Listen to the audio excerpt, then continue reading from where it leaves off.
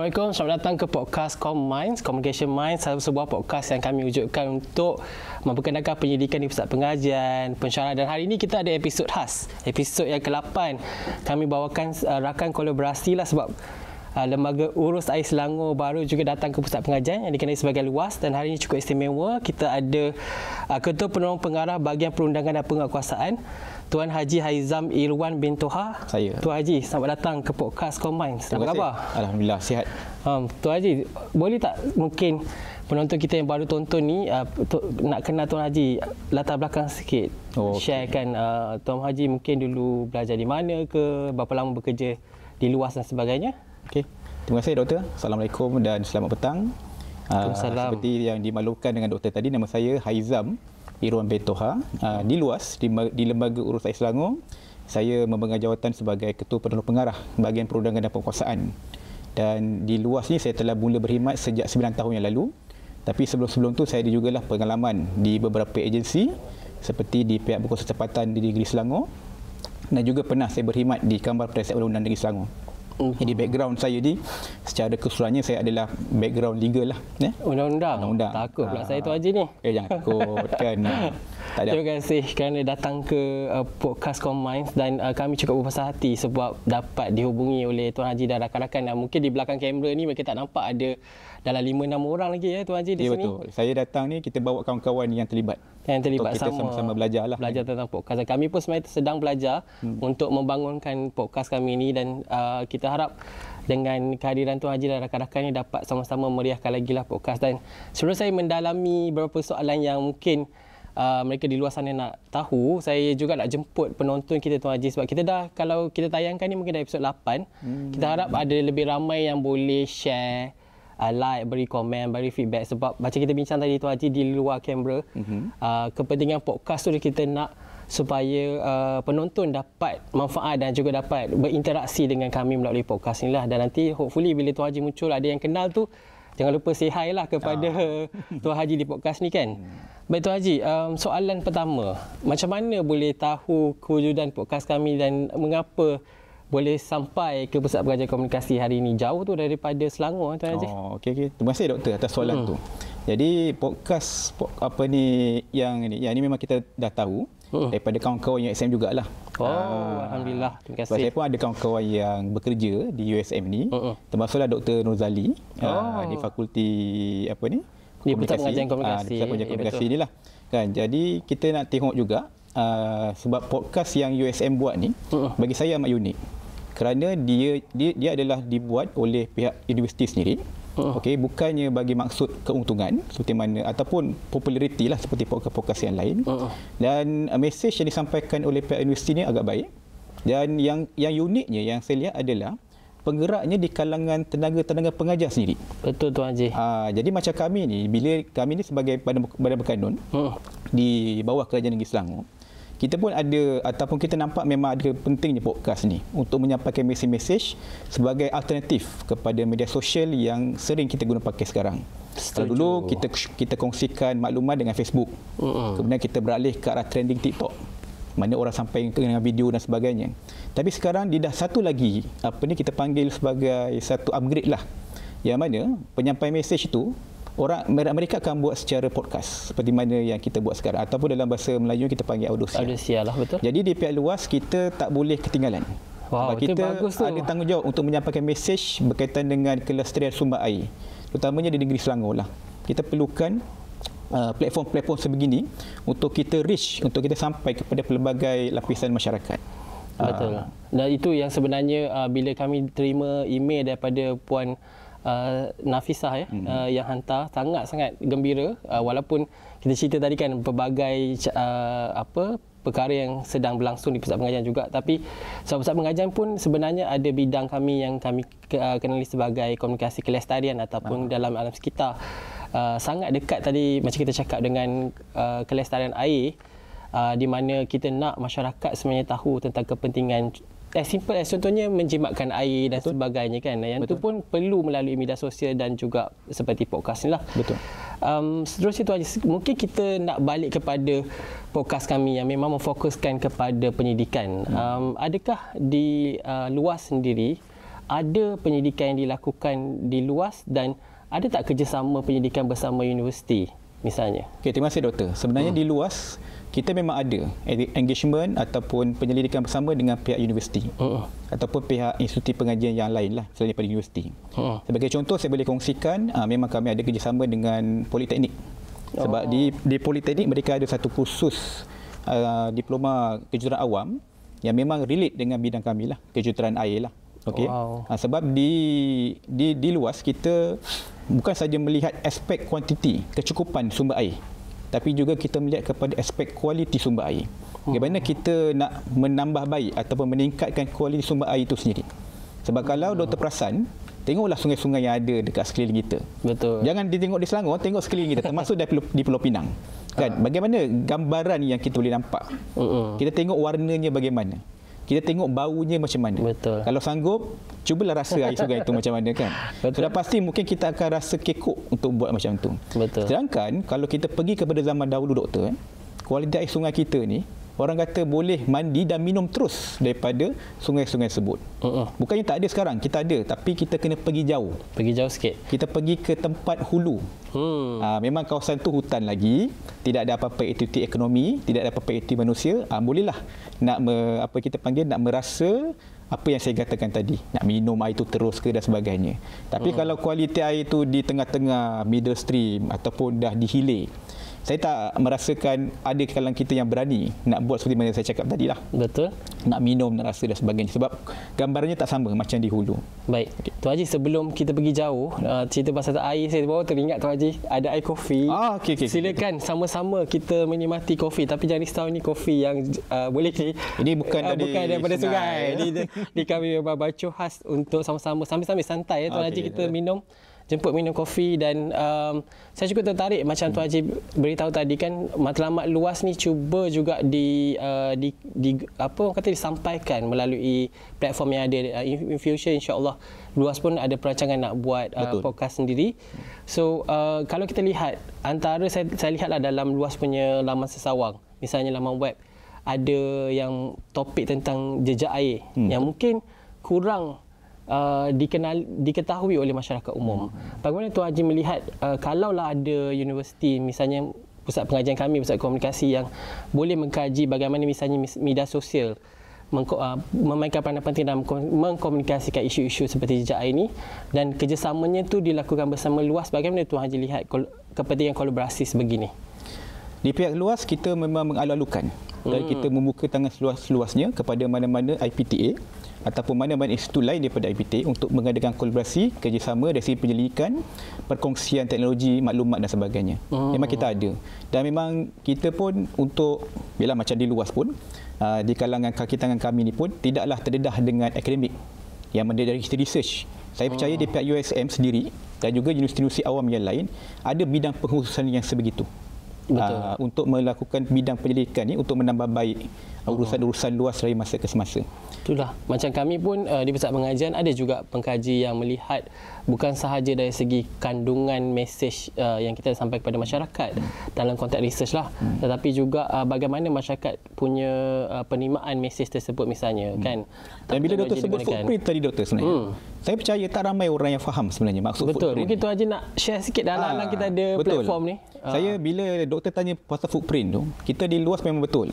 Kita kalau katakan footprint ni, orang tak semua tahu apa maksud footprint betul. Ni. Maksudnya lebih kurang mudahnya bila kita dapat air tu, adakah kita gunakan air tu seoptimumnya bagi tujuan yang kita nak maksudkan. Contoh kita mandi, adakah betul kita mandi berjam-jam tu cukup untuk badan kita bersih? Ataupun mungkin dengan beberapa kali basuhan sahaja. Begitu juga dengan kita menggunakan air hari-hari bagi tujuan yang lain. Adakah dengan mencuci kereta atau menyiram pokok dengan air yang kita dapat pipe tu, adakah sebenarnya itu yang sepatutnya kita buat? Betul. Sebab untuk maklumat ya, air yang kita bekalkan ke pipe-pipe utama tu adalah air yang telah mematuhi standard kualiti minum air kebangsaan yang dipakai oleh Kementerian Kesihatan Malaysia. Yang tu mungkin orang kena tahu juga tu. Boleh minum terus. Jangan was-was ya. Dan sayang sekali bila air yang begitu tinggi kualitinya doktor digunakan untuk menyiram pokok. Pokok saya tak rasa diperlukan air yang kualitinya begitu tinggi, kan? Jadi sebab itulah kita kena menggunakan air yang selain daripada air terawat tu. Kita masih lagi ada air hujan. Alhamdulillah, kita di Malaysia ni kita dilimpahi dengan rezeki Allah. Memang hujan, panaslah hujan sepanjang tahun. Okey, kalau kita rasakan sepatutnya monsun barat daya sekarang ni dekat Penang tak hujan. Kan? Tapi kadang-kadang hujan juga. Hujan juga. Jadi maknanya Allah memberikan rezeki air itu kepada kita. Jadi air hujan yang Allah bagi ni, kita ada satu kawalan yang dipanggil sistem penuaian air hujan. Yang mana di pihak persempatan pun saya percaya mereka menggunakan pakai sistem penuaian tersebut. Yang mana kalau ke rumah-rumah yang ada tu mereka boleh alirkan air hujan tu masuk ke satu tempat simpanan dan air itulah yang digunakan untuk menyiram pokok, untuk membasuh kereta dan sebagainya. Dia tak perlu sampai air terawat tu. Baik. Tapi saya nak extend lagi doktor, sebab bila doktor sebut footprint ni, kita nak katakan di luas kita bukan semata-mata kita nak tengok aspek penggunaan air sahaja. Tapi kita nak tengok juga aspek pengembalian air tu kembali. Okey. Apa maksud pengembalian tu? Mungkin boleh ambil masa sikit. Boleh. Kalau boleh saya nak ambil masa banyak doktor. Kan sikit cukuplah tu Haji. Kita bagi teaser je. Okey, saya bagi teaser je ikut doktor lah. Saya ikut saranan doktor, kita bagi teaser je. Nanti perasan tak nak tengok lebih mereka kena pergi luas punya ni. Betul. Saya setuju juga kan. Jadi senang je kata kunci yang saya nak bagi tahu. Kita tahu tak air yang kita gunakan tu pergi ke mana? Kadang-kadang air yang kita gunakan tu kita kata masuk dalam lurang kumbahan IWK contohnya. Tapi adakah semua air yang kita gunakan tu masuk ke situ? Contohnya kalau katakan doktor, kita tengok kedai-kedai restoran, kat mana mereka basuh pinggan? Saya tak rasa mereka akan basuh pinggan air tu masuk ke lurang kumbahan. Air tu mereka akan divert, bypass pergi ke longkang-longkang saliran awam. Dan soalan tambahan kemudiannya, ke mana pula air itu pergi? Dia akan pergi ke alur, pergi ke parit dan akhirnya dia akan pergi ke sungai-sungai kita. Kan?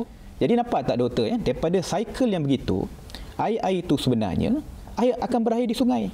Jadi apa yang kita cerita tadi, air sungai itu berwarna macam yang kita minum ni ke dan sebagainya, itulah kesannya daripada apa yang berlaku sekeliling itu. Sebab tindakan harian kita juga. Betul, aktiviti kita harian. Sebab kita tak sedar. Doktor, kadang-kadang kita renovate rumah, kita extend dapur kita. Air sinki basuhan kita tu ke mana? Ke mana? Soalan ni ke mana? Saya tak percayalah kontraktor akan kata, bos, kita hack masuk kat lurang kubang yang kat dalam tu. Tak ada, dia akan kata longkang ada kat depan tu, pergilah alirkan ke longkang. Alirkan, dan akhirnya ke mana? Akhirnya ke mana? Jadi Tuan Haji, menarik ni sebab kami di komunikasi melihat penting kan untuk sampai kepada masyarakat dari konteks menggunakan contohnya media sosial dan sebagainya. Adakah ini sebenarnya adalah inspirasi untuk luas sendiri? Adakah podcast sendiri bagi menceritakan tentang isu-isu sebegini pada masyarakat? Saya setuju, inilah trending sekarang dan kita perlu mengejar ataupun kita perlu mengikuti trending tersebut. Jadi, mesej yang saya katakan tadi, kita kena sampaikan seluas-luasnya. Sesuai dengan nama luas lah kan. Kita kena meluaskan jaringan, meluaskan penyampaian maklumat dan sebagainya. Kalau kita berharap dengan conservative way ataupun cara yang biasa, dengan cara media di TV dan sebagainya, mungkin ada beberapa golongan yang tak dapat maklumat tersebut. Betul. Jadi dia sesuai sebenarnya sebab podcast ni juga banyak juga golongan muda yang juga menonton. Bukanlah nak kata yang dewasa tu tak perlu, yang sedikit berusia tu tak perlu menonton, tapi kadang-kadang mesej-mesej penting macam ni kalau dapatlah ke anak muda kita, dia lebih membantu mereka mungkin mengubah tingkah laku harian kan. Betul doktor. Sebab kita nak ubah yang lama tu bukan sekadar tak boleh lah, boleh. Tapi mungkin susah. Yang doktor kata orang-orang muda ni. Orang muda ni yang senang kita nak menyampaikan maksudnya, matlamatnya supaya mereka dapat melakukan sesuatu pada mereka usia muda. Mereka boleh memberikan maklumat ni kepada anak-anak mereka ataupun mungkin pada kawan-kawan mereka. Dan sebenarnya di luas pun selain daripada kita buat aktiviti engagement dalam media, kita juga turun ke sekolah-sekolah doktor. Wow. Macam yang doktor nampak di depan ni, kita ada maskot. Kita mungkin boleh tunjuk sikit.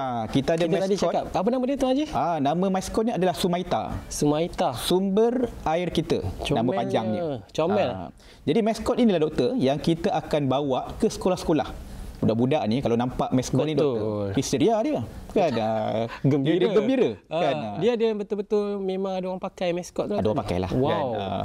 Nanti saya rasa cadangan mungkin boleh masuk juga dalam podcast tu as a one of your specialty kan, sebab betul. Dia memang sangat menarik. Bila saya tadi kita tengok di luar kan dapat tengok maskot ni memang sangat comel dan sangat inilah, saya sangat memuji sebenarnya Luas punya sangat proaktif ke depan, tengok dah sampai sini dan juga kita dah cuba buat satu episod dan hopefully lepas ni kami pula boleh jadi penonton dan mungkin rakan kerjasama lah dengan Luas untuk saya pun berharap begitu. Ya. Baik Tuan Haji, yang dinanti-nantikan oleh penonton kami selalunya di podcast ni ada satu bahagian yang khas sikit berkenaan dengan kisah mistik kalau ada. Sepanjang sebagai bekerja dan sebagainya, ada tak sebarang kisah mistik yang tak sensitif lah, yang mungkin lucu-lucu ke yang boleh dikongsikan dengan penonton di luar? Kalau mistik ni banyak lah ceritanya. Zaman belajar dulu pun ada. Di mana tu? Zaman kerja pun ada. Cuma saya mungkin kongsi yang dekat kerja lah. Di pejabat kami ni ada 3 tingkat. Ni macam saya nak pergi ke tak? Dia tak adalah ni, dia taklah berbahaya doktor. Dia kira macam dia nak usik sikit lah kan. Yang adalah kami punya pengalaman, staff kami berkongsi pengalaman. Dia dekat kami punya pejabat ni di bangunan Darul Ihsan. Bangunan ni dimiliki oleh Menteri Besar Incorporated. Jadi kami sewa tingkat 11, tingkat 12 dan tingkat 13. Jadi kejadian ni berlaku dekat tingkat 12. Dia waktu siang lah sebenarnya. Staff dia bercuti. Kan? Jadi kawan-kawan dia kata, bila masa kau bercuti? Ada nampak kau buat kerja kat tempat tu. Wow. Kan? Ini siapa pula yang duduk kat situ kan? Itu antara contoh yang baru-baru terjadilah juga. Terjadi, ya? Mungkin dia pun nak bekerja sama tu kot, nak sama-sama jadi betul. staff. Dia nak sama-sama bekerja dengan Luas untuk memperbaiki kualiti sumber air. Sama-sama kan. Sama-sama mencurahkan tenaga untuk bekerja. Tapi kita tengoklah payslip, dia tak ada berkhidmat ni, kita tak bayarlah gaji. Tak bayar gaji lah pula kan. Percuma. Tapi benda-benda tu adalah. Dia tak ganggu sangat doktor. Selain daripada main kerusi, tolak kerusi pun ada jugalah. Kan? Kita pun ada juga yang bunyi rasanya episod sebelum ni ada bunyi type lah, dia kata macam bunyi-bunyi macam tu kan, tapi biasalah nak usik-usik kan. So okey lah. Sebenarnya Tuan Haji, kita ni dah sampai ke penghujung tau. Saya kata tadi sekejap je kan. Saya pun dah dapat cue ni sebenarnya daripada rakan-rakan teknikal kita yang kita pun dah sampai ke penghujung episod kali ini, dan saya mewakili Pusat Mengajar mengucapkan jutaan terima kasih kepada Tuan Haji dan juga rakan-rakan di luar tu, dan sama-sama sudi hadir di sini, dan jangan lupa enjoy nasi kandar nanti. Wajib dan insya-Allah kalau boleh kita tak naklah terhenti di sini kerjasama ni, sebab kita dapat melihat banyak lagi perkara yang boleh kita buatkan sebagai kolaborasi kan, tak hanya untuk podcast, mungkin untuk pendidikan ke ataupun apa-apa projek yang bersesuaian, dan kami sangat berbesar hati kalau dapat bersama dengan Luas, sebab kita lihat Luas sangat proaktif, sangat ke depan untuk kepada masyarakat, dan samalah dengan visi kita di sini untuk menyumbang juga kepada masyarakat. Terima kasih doktor kerana menerima kami. Terima kasih atas kunjungan ini, dan kita harap pada masa akan datang kita dapatlah sama-sama lagi berjumpa dan melakukan apa-apa yang boleh bermanfaat untuk kedua-dua pihak. Baik, itu saja untuk episod kali ini. Terima kasih kepada semua yang telah menonton, dan kita harap episod ini dapat dinikmati oleh penonton dan dapat dikongsikan, kerana ada mesej-mesej yang sangat berguna, terutama tentang jejak air tadi dan juga perkara-perkara lain yang boleh digunakan untuk kehidupan harian lah. Dan terima kasih. Sekian, terima kasih. Assalamualaikum.